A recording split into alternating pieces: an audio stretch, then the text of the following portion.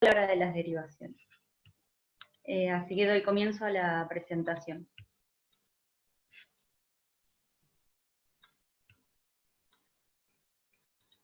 Bueno, entre las problemáticas de las que les hablaba, la primera problemática que encontramos es el porcentaje erróneo de la superficie corporal quemada. Ahora voy a desarrollar cómo tenemos que calcular este porcentaje de superficie quemada, pero bueno, la importancia de del correcto cálculo, porque de eso va a depender también el tratamiento, si interno o no al paciente, si lo derivo o no. Entonces es importante que eso sea lo más exacto posible. La otra problemática es la reanimación, tanto en exceso, una sobrehidratación, que eso puede llevar a profundizar las quemaduras y empeorar la evolución del paciente, como una deshidratación, que vamos a ver los trastornos que conlleva eso.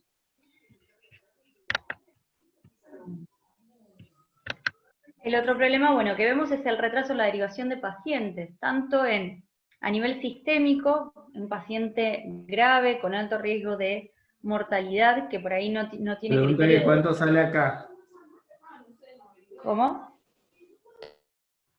Disculpen, si pueden ir, yo los voy a ir silenciando, pero si pueden silenciarse los micrófonos. Tanto en el retraso en general, en el estado general del paciente, como a nivel local de las quemaduras de los pacientes. Esa sería otra problemática. Así que, bueno, más que nada la idea es tratar de resolver todos estos problemas que nos encontramos a la hora de la derivación de los pacientes. También vemos algunas discordancias entre las clasificaciones de profundidades, por ahí de exactualizaciones, o en la del tipo de curación. Así que vamos a hablar de todo esto. Bueno, tipos de quemaduras tenemos térmicas, eléctricas, químicas y radiactivas. Yo principalmente voy a hablar de las térmicas, que son las que vemos en mayor frecuencia, y de las eléctricas porque tienen consideraciones especiales.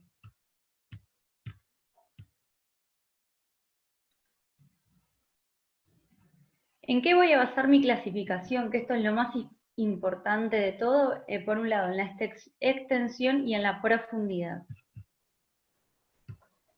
Cuando hablamos de extensión tenemos dos reglas principales. Hay otras clasificaciones que se abordan en pediatría, pero no las voy a nombrar ahora porque somos todos cirujanos de adultos. La principal que utilizamos la mayoría es la regla de los 9 de Wallace, que principalmente se basa en un porcentaje de 9% según la distribución en el cuerpo. Vemos que el rostro, tanto, yo puse una imagen anterior, pero en posterior son los mismos porcentajes. En la cara corresponde un 4,5 a nivel anterior y un 4,5 a nivel posterior, o sea que toda la cabeza sería un 9%. En el torso tenemos un 9% en la parte superior, el 9% en la inferior, o sea, sería un 18% la región anterior, un 18% la región posterior, con un total de un 36%. En los miembros superiores, el total es de un 9%, con un 4% en la superficie anterior y un 4,5% en la posterior. Los genitales un 1%, y los miembros inferiores un 18% de total cada miembro, con un 9% anterior y un 9% posterior.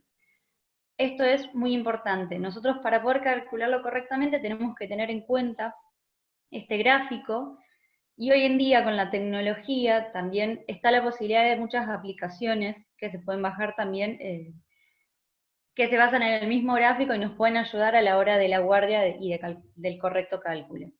Y el otro método con el que contamos es el de la palma de la mano.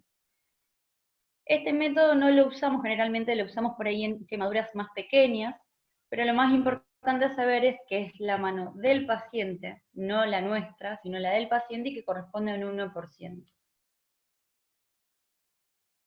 Y lo otro que tenemos a tener en cuenta para las quemaduras va a ser la profundidad. Yo no sé si pueden ver bien los gráficos, tenemos una quemadura grado A, que va a ser la más superficial y la que va a tener mejor evolución, es la que afecta solamente la epidermis. Al no afectar la dermis, estas quemaduras son las que van a resolver espontáneamente y no van a requerir de un tratamiento quirúrgico para esa resolución. Después tenemos las quemaduras AB, que van a afectar la epidermis, pero van a afectar parcialmente la dermis. Estas quemaduras AB vamos a seguirlas en la evolución, porque pueden convertirse en una quemadura ABA, que algunas pueden llegar por lo tanto, a tener una buena evolución, sin necesidad de injerto u otra intervención, y en ABB, que en ese caso sí voy a necesitar resolverla de otra manera porque no van a regenerar por sí mismas. Y las tipo B son quemaduras que afectan el espesor total de la piel, por lo tanto también afectan las fibras nerviosas y van a generar una anestesia total y van a ser escaras blanquecinas, anegruzcas, acartonadas, que van a requerir de escarectomías, de injertos, colgajos y otro tipo de tratamiento para su resolución. Estos son ejemplos, ¿sí?, de las quemaduras tipo A, que el ejemplo típico es el de una quemadura solar, eritematosa. Estas quemaduras a veces pueden estar acompañadas también de filtenas o no. Acá tenemos un ejemplo de una quemadura AB y un ejemplo de una quemadura tipo B. La extensión, la profundidad nos van a determinar también la gravedad de esa quemadura. Y eso es importante porque eso me va a determinar el tipo de tratamiento. Si es un paciente que yo puedo manejarlo ambulatoriamente, si lo tengo que internar en una sala general, si tengo que derivarlo al centro de mayor complejidad, si requiere una terapia, o si es un paciente que no tiene una sobrevida valorable como para hacer un tratamiento y tengo que plantearme en realidad hacer un tratamiento más paliativo del dolor y tengo que... y en ese caso no requeriría una derivación en un centro de mayor complejidad, por ejemplo. Hay varias clasificaciones de gravedad. Lo que yo muestro en este gráfico es una de las más utilizadas, que es el grupo de gravedad de Benaim, que básicamente habla de la profundidad. Entonces tenemos, y el grado de extensión. Por ejemplo, tenemos quemaduras tipo A, con una extensión de quemadura de un 10%, que está dentro del grupo leve.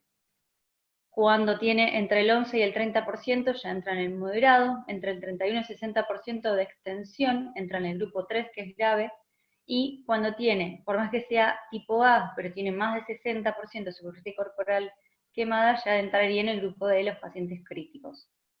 Después tenemos las quemaduras AB, que cuando tiene una extensión de 5% entra en el grupo leve, del 6 a 15% en el grupo moderado, de un 16 a 45% en el grave, y más del 45% son críticos.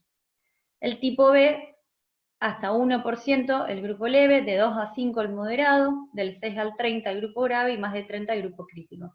También vemos que cuanto mayor es la profundidad de la quemadura, menor va a ser la superficie corporal que me determine una gravedad. ¿Qué es lo importante de este cuadro? Es saber que, por ejemplo, los pacientes que son críticos, el riesgo de mortalidad va a ser elevado. Entonces, en ese caso voy a tener que plantearme otras estrategias terapéuticas y, por ejemplo, en esos casos va a haber que tener una comunicación fluida con el familiar y explicarle qué riesgo de mortalidad tiene ese paciente y cuánto podemos hacer nosotros en cuanto a la terapéutica.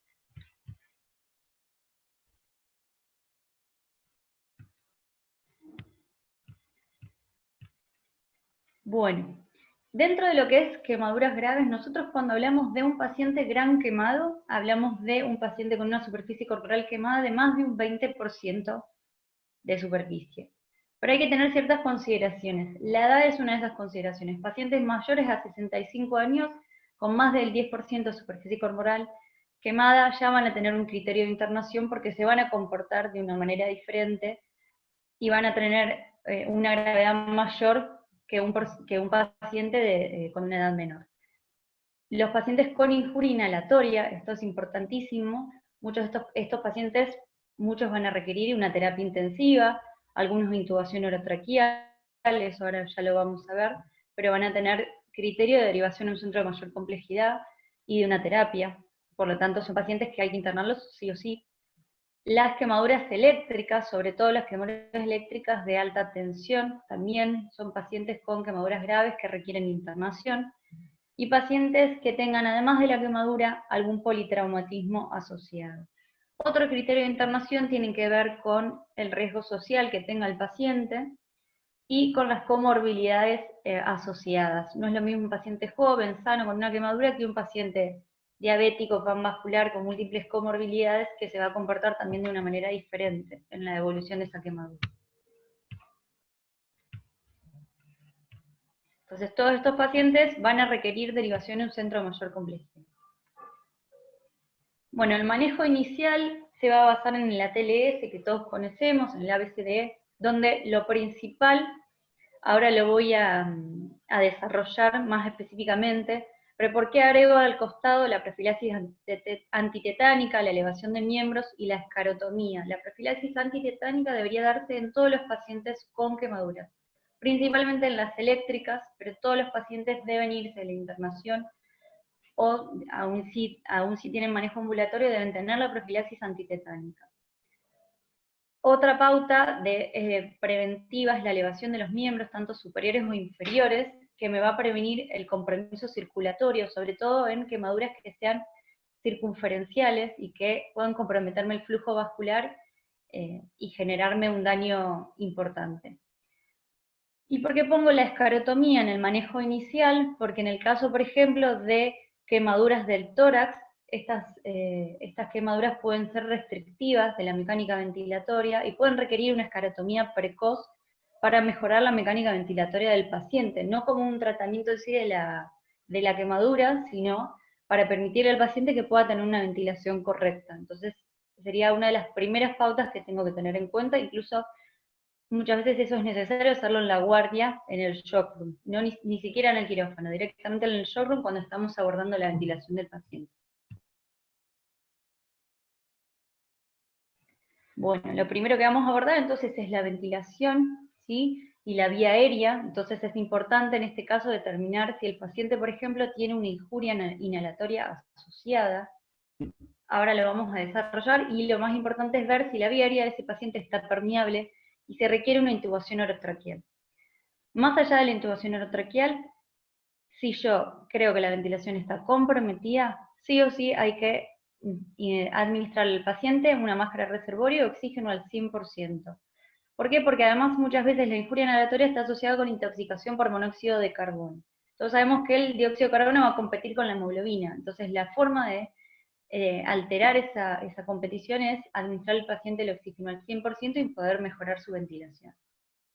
Lo otro que tenemos que tener en cuenta es la circulación. En la circulación, lo importante siempre son dos accesos venosos periféricos, gruesos y cortos, y la reanimación del paciente, que en los quemados es una de las pautas más importantes, la reanimación inicial, porque es lo que me va a determinar cómo va a evolucionar ese paciente a nivel sistémico y a nivel local. Después, bueno, voy a evaluar el compromiso neurológico, el Glasgow del paciente, que también eso va a ser una pauta para determinar si ese paciente requiere o no intubación orotraqueal. Y después de que hice todo esto y de que estabilicé al paciente, ahí voy a hacer la exposición y voy a valorar la gravedad de esas quemaduras, la profundidad y la extensión.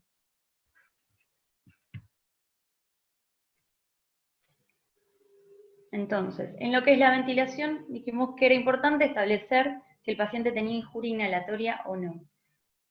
¿Qué es importante de esto? Saber que lo primero que me lo va a determinar es la clínica del paciente. Yo voy a tener signos clínicos que me van a decir si ese paciente pudo haber estado expuesto o no. Tiene que ver con pacientes con quemaduras, sobre todo con exposición a fuego directo, en lugares cerrados, que tenga vibrisas, que tenga quemaduras en el rostro, que tenga algún edema en los labios, que tenga esputo carbonáceo, y que tenga en el laboratorio una carboxihemoglobina elevada. Más de 3 de estos signos clínicos tienen alta correlación con una injuria inhalatoria. Entonces, inicialmente en el shock room de la guardia puedo observar por laringoscopía y ver si hay una injuria inhalatoria. ¿Por qué? Porque me va a dar un edema de glotis, me va a dar congestión de mucosa, que esa mucosa además después puede generar necrosis y generar atelectasias, obstrucción de la vía aérea. Entonces, la laringoscopía sería un buen método para la observación inicial. Ahora, la fibrobroncoscopía es necesaria, es segura, es efectiva, pero no es indispensable. No es algo que sí o sí tengo que hacer. Me sirve y me ayuda en el diagnóstico, pero si yo ya tengo la clínica y tengo una carboxihemoglobina elevada, eso tiene alta sospecha de injuria inhalatoria, no requeriría hacer una fibrobroncoscopía. ¿Para qué me va a servir la fibrobroncoscopía? Para la evolución posterior, para que me permita el lavado bronquialveolar, el lavado todo esputo carbonáceo, que le impide al paciente la correcta ventilación. Para eso sí me sirve más que nada. Y los valores que tienen más que nada un valor predictivo muy alto, entonces para injuria inhalatoria tiene que ver con un paciente con disfonía, con estridor, con sibilancias, o lo más importante también es la duración de la exposición de ese paciente. Entonces un paciente que haya tenido pérdida de conciencia en el lugar del hecho, también me habla de este riesgo elevado de injuria inhalatoria. Bueno, métodos complementarios, como ya dijimos, la laringoscopía, la fibrobroncoscopía ya dijimos que no era indispensable, pero que nos sirve y nos ayuda, nos apoya el diagnóstico. La radiografía de tórax, ¿por qué? Porque estos pacientes van a ser pacientes con distrés respiratorio, muchas veces muy grave, entonces tengo que manejarlo inicialmente con una radiografía. Bueno, la gasometría y la carboxihemoglobina. Los valores normales de carboxihemoglobina van entre 0,5 a 2,5, así que valores por encima de eso nos hablan de un riesgo aumentado de injuria inhalatoria.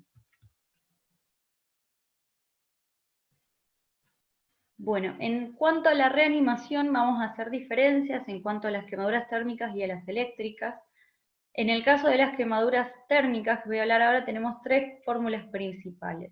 La fórmula de Parkland, que es 4 mililitros de Ringer lactato por el kilo de peso por la superficie corporal quemada del paciente. La fórmula de Brook modificada, que son 2 mililitros de Ringer lactato por kilo por el peso del paciente por la superficie corporal quemada. Y la de Galveston, que son 5.000 mililitros de Ringer por metro cuadrado por porcentaje de superficie corporal quemada, más 2.000 mililitros metro cuadrado por superficie corporal total del niño. Todas estas fórmulas nos van a dar un cálculo de cuánto debemos infundir. El 50% de ese valor se lo vamos a infundir en las primeras 8 horas y el resto en las 16 horas posteriores. ¿Qué es importante de la reanimación? Por lo general se van a usar los cristaloides, en preferencia antes que los coloides, y el Ringer lactato. ¿Por qué? Porque la solución fisiológica me va a aumentar el riesgo de acidosis metabólica hiperclorémica en el paciente. Lo importante acá en los quemados es, bueno, seguir estrictamente esta reanimación y seguirlo con la diuresis. Yo necesito mínimo una diuresis de 50 mililitros hora en el paciente para ver que esté respondiendo bien a la hidratación. Más allá de que yo le administre estos líquidos, si el paciente tiene una diuresis menor, debo aumentar la carga hídrica. ¿Qué complicaciones puedo llegar a tener? Puedo llegar a tener trastornos hidroelectrolíticos, puedo tener una hiponatremia, una hipercalemia, acidosis metabólica, puedo tener además una sobrehidratación y un edema agudo de pulmón, así que es importante el manejo estricto de los líquidos. Muchas veces el manejo inicial, a veces no lo hacemos nosotros, sino que los hace el mismo emergentólogo, a veces los hace el terapista, pero es importante conocer esto porque las consecuencias pueden ser graves. Incluso una sobrehidratación del paciente puede profundizarme aún más las quemaduras. Entonces la evolución local del paciente también se va a ver afectada por esto.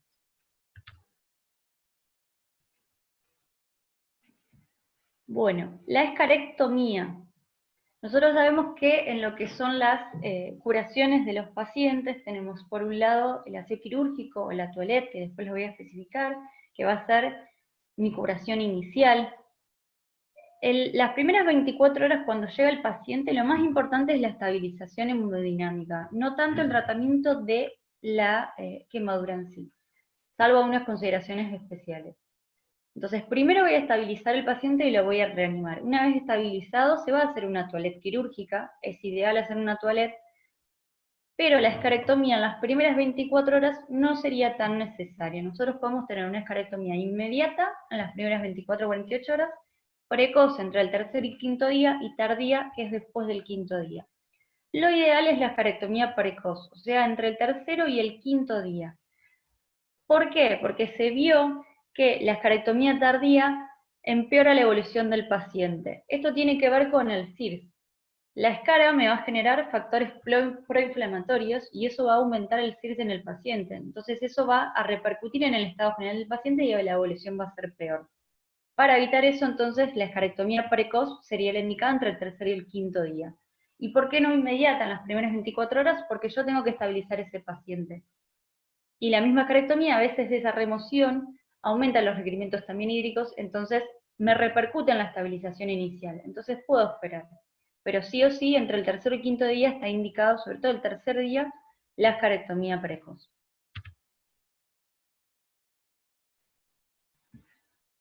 ¿Y a quiénes se las voy a hacer? No todos los pacientes van a requerir escarectomías. Entonces, la escarectomía tangencial la voy a hacer en pacientes con quemaduras ABB. Obviamente una quemadura tipo A, que es superficial, no va a requerir una escarectomía.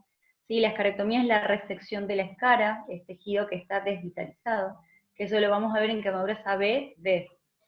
Sobre todo cuando son zonas especiales. ¿Cuáles son las zonas especiales que también van a determinar la internación del paciente? La cara, los genitales y las zonas articulares. ¿Por qué? Porque las quemaduras generan secuelas restrictivas muy importantes, entonces le van a generar al paciente impotencia funcional.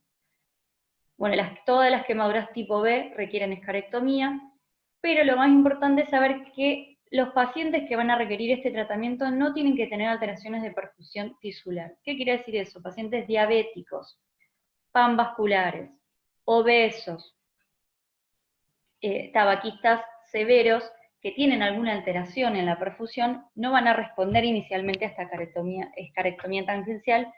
¿Y qué voy a necesitar? Muchas veces escarotomías o fasciotomías directamente.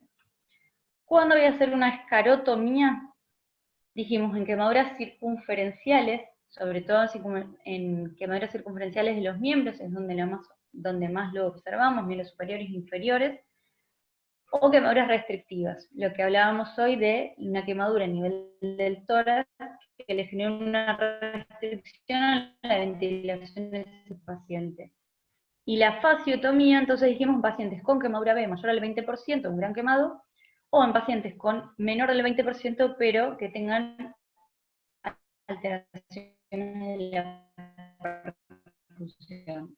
Los pacientes que ya mencionamos, obesos, diabéticos. Una mención aparte, pero lo voy a hablar en las quemaduras eléctricas, tiene una gran función la fasciotomía. Bueno, siguiendo en lo que es el tratamiento a nivel local, nosotros entonces primero reanimamos al paciente, ya vimos el A, ya vimos vimos el A y B, vimos la circulación. Antes de hablar de esto, voy a hacer un detalle aparte de la circulación. Dijimos que lo más importante son que el paciente tenga 2 accesos cortos y gruesos para la reanimación.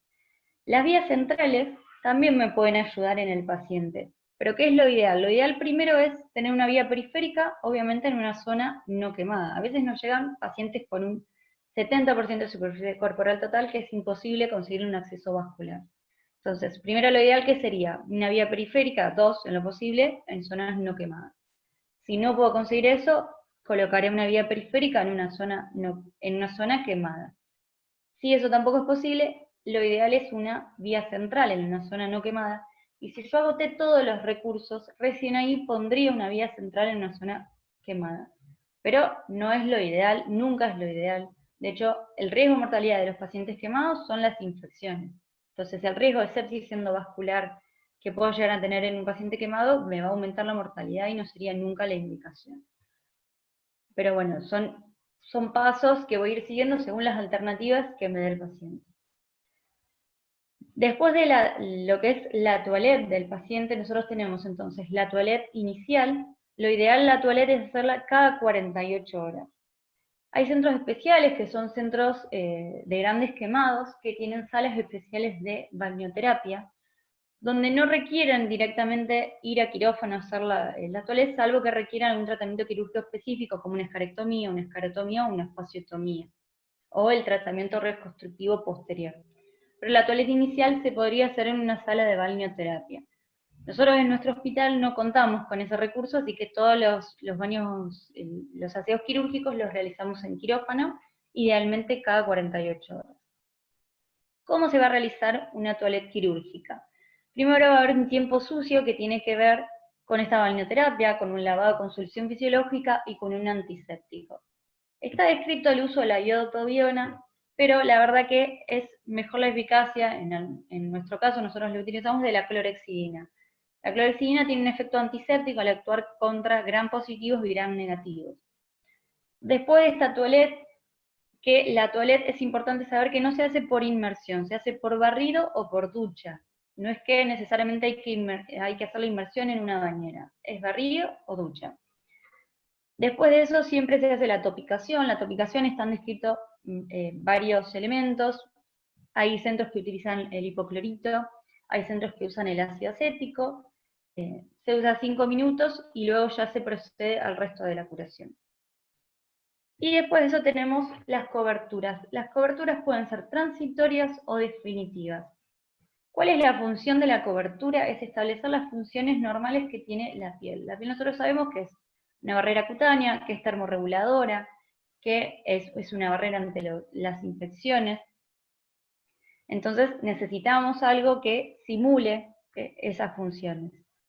Lo ideal son algunos sustitutos. En el mercado hay sustitutos sintéticos y biológicos. En nuestro medio, en nuestro hospital, nosotros no contamos con eso, entonces las curaciones las hacemos muchas veces con gasas vaselinas. ¿Por qué? Porque la idea de la curación es que mantener una curación húmeda, que mantenga la temperatura, que evite el paso de infecciones. Pero lo ideal, ¿qué sería? Usar sustitutos biológicos. ¿A qué me refiero con esto? Con, por ejemplo, sustitutos de dermis, que en el mercado hay de dermis porcina, que esos serían como heteroinjertos, que ayudan a establecer estas funciones de barrera cutánea, pero por otro lado mejoran la granulación y la epitelización, y me van a favorecer la evolución de la quemadura, y me van a permitir después una mejoría en el tratamiento ya definitivo. Otras opciones son los bancos de piel, nosotros tampoco contamos con bancos de piel, que tiene que ver con donantes cadavéricos de piel, que sería lo ideal porque es el sustituto biológico más similar que tendríamos. Pero bueno, en este momento nosotros no contamos, así que en el caso de no tener estos sustitutos biológicos se hacen curaciones, coberturas transitorias con curaciones húmedas. Gasas vaselinadas, hay centros que usan gasas furacinadas, nosotros preferimos las gasas vaselinadas en nuestro caso. Otra mención que voy a realizar es en cuanto a los antibióticos. Los antibióticos sistémicos en el paciente no están indicados como profilaxis. Y en cuanto a los antibióticos tópicos, tampoco hay mucha evidencia que me hable de que sí o sí sean necesarios. Sofía, Ejemplos de antibióticos tópicos. ¿querés ir pasando las filminas? Quedó Bueno. en coberturas, tildado. Ven. Ahí está. Digo eso cosito y sigo. Ejemplos de, entonces, coberturas transitorias, bueno, ya dijimos, y las coberturas definitivas van a ser el tratamiento definitivo reconstructivo del paciente. Pueden ser autoinjertos de piel parcial o pueden ser colgajos cutáneos. Bueno, en cuanto a las quemaduras eléctricas, las quemaduras eléctricas van a ser producidas por una fuente de energía eléctrica que puede ser o de alto voltaje o de bajo voltaje. La diferencia me la van a hacer si son mayores, si se dan con una fuerza mayor a los 1000 volts, son de alta tensión, menor a las 1000 volts van a ser de bajo voltaje. ¿Qué es lo más importante de esto? Estos pacientes todos se van a internar. Va a haber factores que me van a determinar cuál va a ser la gravedad de esta quemadura, que tienen que ver, por un lado, con el tipo de corriente, si es de alta o de baja tensión, con la cantidad de corriente o de energía, con el tipo de conducción, con la duración, con la resistencia y con el voltaje, como ya dijimos. Este signo que muestro acá se llama signo de Lichtenberg, que es característico, tiene que ver con el sitio de entrada de la descarga eléctrica, que genera una lesión arboriforme que desaparece en el transcurso de los días, pero es que es bastante patognomónico para el diagnóstico clínico de una quemadura eléctrica.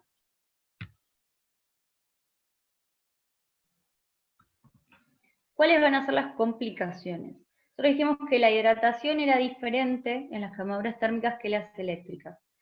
Yo no me voy a basar acá en las fórmulas que habíamos visto anteriormente. Sí necesito que el paciente tenga una diuresis mayor, que sea entre 100 y 150 mililitros hora, y la hidratación me la va a determinar, por un lado, la respuesta del paciente fisiológica a esa hidratación, y el estado hemodinámico, y la diuresis, más que una fórmula específica que uso para las quemaduras térmicas. ¿Por qué? Porque en las quemaduras eléctricas se van a dar quemaduras profundas, internas, que tienen que ver con la resistencia. Nosotros cuando tenemos una fuente de energía eléctrica, esa fuente se va a conducir, en nuestro caso por el cuerpo humano, y vamos a tener tejidos con distintos grados de resistencia al paso de esa energía. Los tejidos que tengan mayor contenido líquido o electrolítico lo van a conducir más fácilmente, por ejemplo los nervios, los vasos sanguíneos. En cambio, tejidos como el músculo, la piel o el hueso tienen mayor resistencia. El hueso es el tejido que mayor resistencia tiene a las quemaduras eléctricas. Y la piel, si bien tiene gran resistencia, una piel sudorosa o húmeda va a disminuir la resistencia, entonces aumenta el riesgo de una quemadura eléctrica.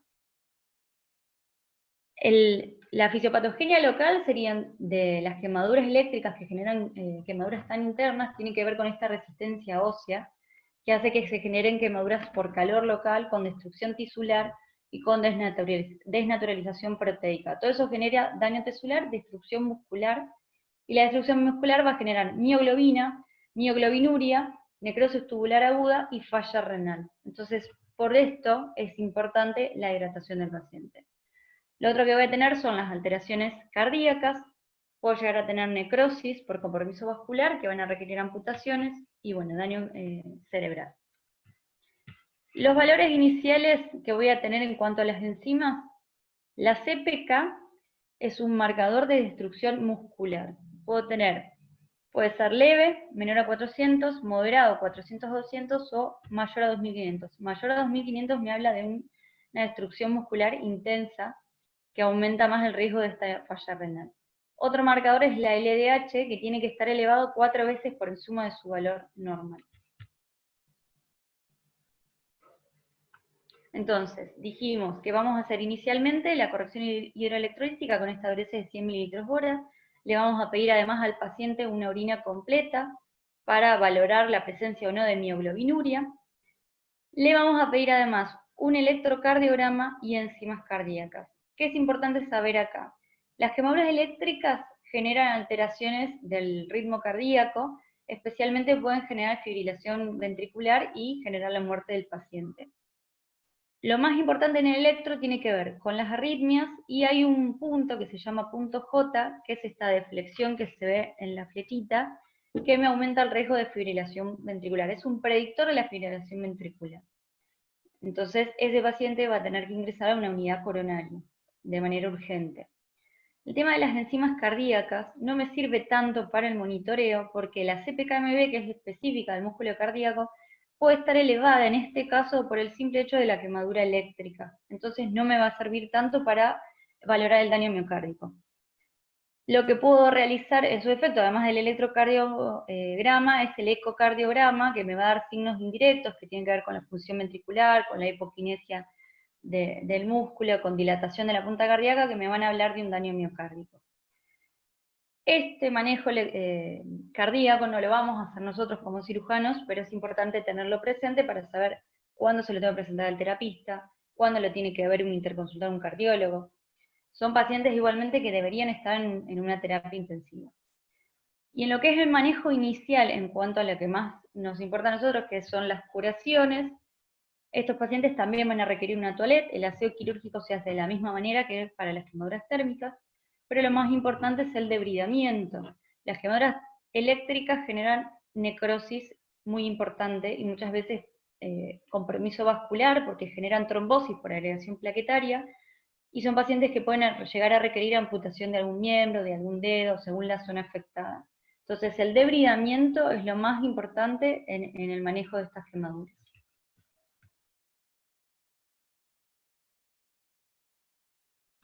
Bueno, lo que es el tratamiento de la internación en general de todos los pacientes quemados es, por un lado, esclarecer la gravedad. Nosotros dijimos que esta gravedad nos va a definir si estos pacientes se internan en una sala común, se internan en una terapia. Si yo estoy en un centro que no es centro de quemados, saber si derivo o no al paciente. Después el estado general del paciente, las comorbilidades y la edad. No es lo mismo un paciente de 90 años con un 70% de superficie corporal total, como ya dijimos, donde tiene un alto riesgo de sobrevida, y por ahí, por más que tenga un criterio de terapia, en ese caso, lo podríamos llegar a manejar de manera paliativa en una sala general, porque la sobrevida es corta. ¿Se entiende? ¿Qué otros pilares voy a tener en cuenta? La nutrición del paciente. Esto es fundamental. Los pacientes quemados son pacientes hipercatabólicos, donde los requerimientos nutricionales van a ser mucho mayores a los de un paciente habitual. Ahora lo voy a desarrollar. La prevención de las úlceras. La úlcera gástrica, la úlcera de estrés que se da en el quemado es la famosa úlcera de Curling.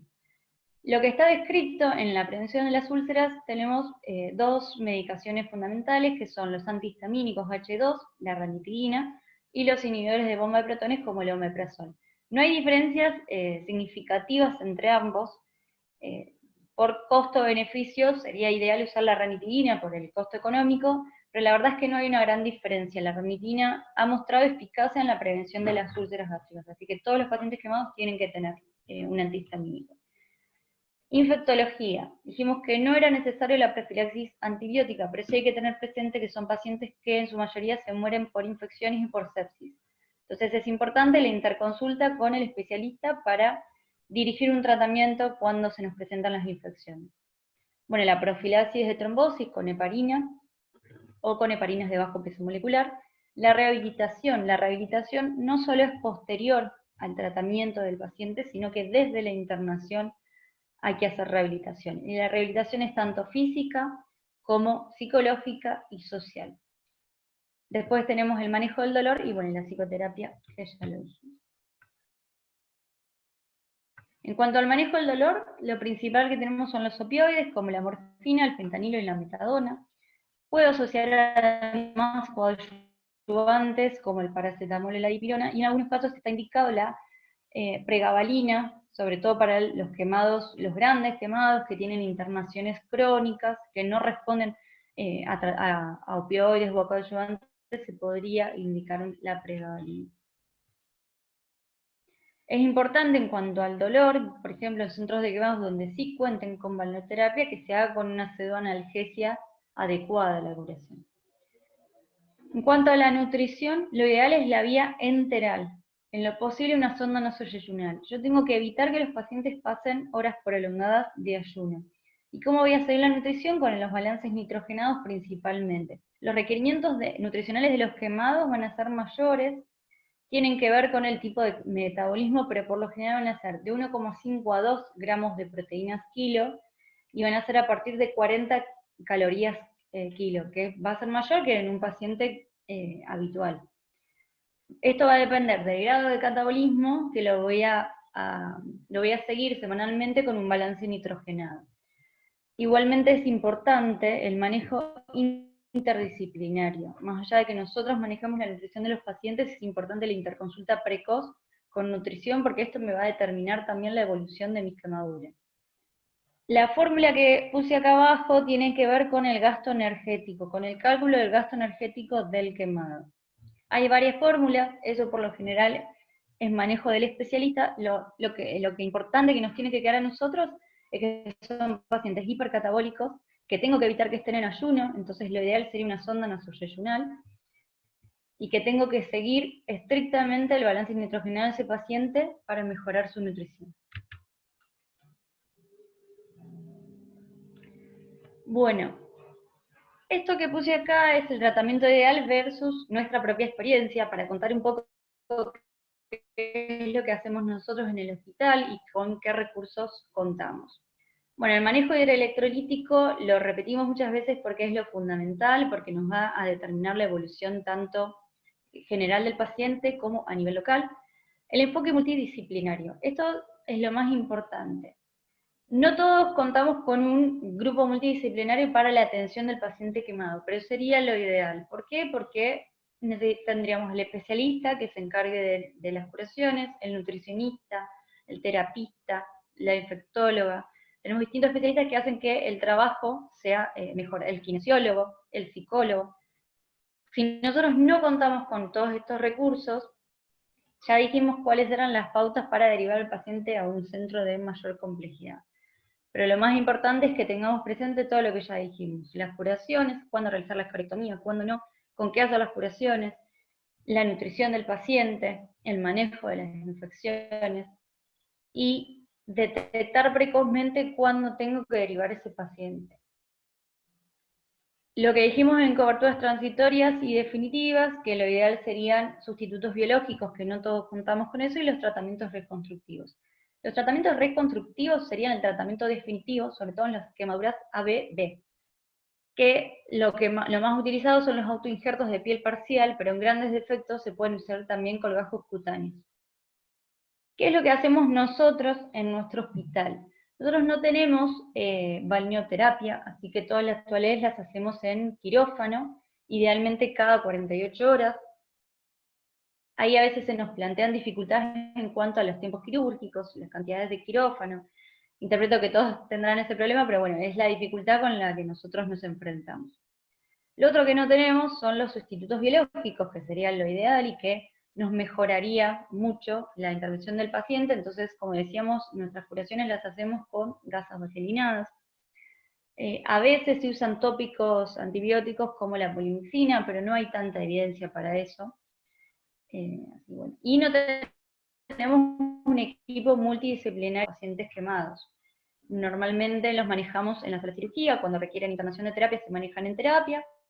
Si nos manejamos por ahí con nutrición y con infectología, pero muchas veces la nutrición del paciente la manejamos nosotros con ayuda del nutricionista, pero es algo que nosotros tenemos que conocer muy bien. Estas fotos que pongo acá son los elementos que por lo general deberíamos tener para tratar un quemado. No todos lo tenemos, obviamente. La primera imagen es una mesa quirúrgica de Benaín. Esto obviamente se da en algunos centros de quemados especializados, no todos contamos con esto. Son camillas particulares que lo que tienen son varios apoyos para las distintas partes del cuerpo para permitir la movilización y la curación del paciente. Lo mismo las camillas de los quemados en los grandes centros tienen soportes a su alrededor que permiten la movilización del paciente, tanto para las curaciones como para el traslado y la rotación de sus pacientes. La segunda foto es una tina quirúrgica de Benaín. Nosotros vemos que hay como una camilla, debajo hay una bañera. Dijimos que lo importante, y no se ve, pero por encima por lo general hay un soporte que es similar al de la camilla que nos va a permitir movilizar al paciente. Las bañeras, cuando se habla de balneoterapia, no es para la inmersión, la bañera en realidad es para hacer, el paciente se apoya en esa camilla, se lava por ducha y por barrido, y la bañera es sobre todo para que caiga el agua debajo, no para hacer inmersión del paciente. Y después tenemos que utilizar elementos especiales. La imagen de al lado es el dermátomo de Bram, que sería lo ideal para los autoinjertos de piel, para la extracción de esa piel. Sería el elemento indispensable que deberíamos tener en quirófano. Nosotros sí contamos con ese elemento. Y la cuarta foto es la cuchilla de vino quieto, que nos sirve más que nada para hacer las escarectomías. Así que estos elementos serían indispensables en el manejo de quemados. Como dijimos, nosotros no contamos sí con la tina quirúrgica y con esta mesa específica, pero bueno, hay que adaptar a veces al tipo de paciente que tenemos. No.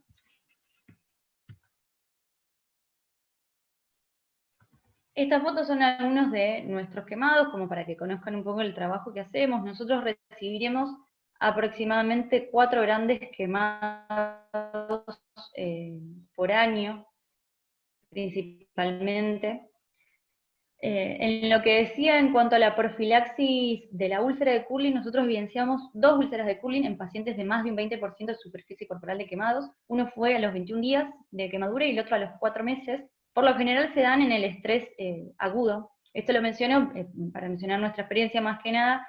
¿Qué pasa? Los pacientes quemados tienen muchos factores que van a contribuir a la úlcera de estrés. Son pacientes con ventilación mecánica a veces, sépticos, con alguna alteración en la coagulopatía, además de la quemadura, entonces hay muchas cosas que nos predispongan a la úlcera de estrés. Y en cuanto a nuestra experiencia, entonces, tenemos grandes quemados que se han recuperado, sí, muchas veces los grandes quemados más de un 30%, 40%, la mortalidad es alta.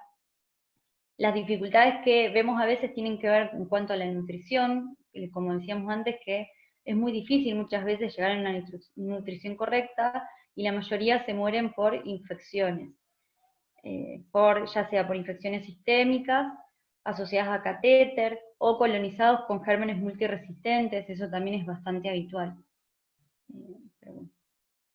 Bueno, quería saber si alguno tiene alguna pregunta.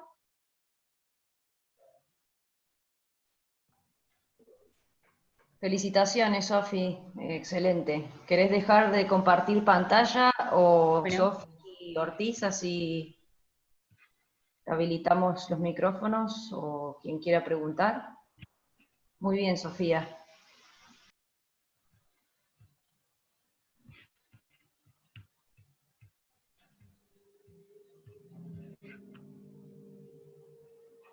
No sé si alguien quiere hacer preguntas, no veo las manitos igual. Así que si quien quiera hacer una consulta, le saca el silencio al micrófono y listo.